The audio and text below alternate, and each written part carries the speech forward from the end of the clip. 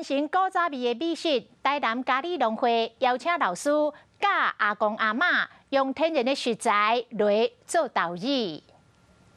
将切好的豆腐煮熟了，搁糊起来，这拢是要做豆乳的原料。原来这是咖喱农会为了要这老大人食了会健康安心，所以讲邀请老师安排这个课程，教这老大人要怎用天然的方式做健康的豆乳。 市面上的东西很多都含很多防腐剂，那我们自己做的，我们就是用天然的防腐剂，就是糖跟酒，还有盐这几样东西，很简单的。透过农会办这个课程，或者老大人会当出来活动筋骨，甲人互动。现场各位老大人拢真用心，对豆乳嘛真期待。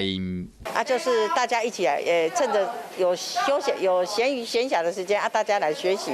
做好的豆乳袂使随食，还阁放差不多3个月。透过简单的动作，就使将这个古早味的豆乳做出来。同时嘛，好这老大人的生活加正趣味。有事没事赶紧转开华视，还没有订阅华视的 YouTube 频道吗？赶紧按赞、订阅、开启小铃铛，我们华视 YouTube 见。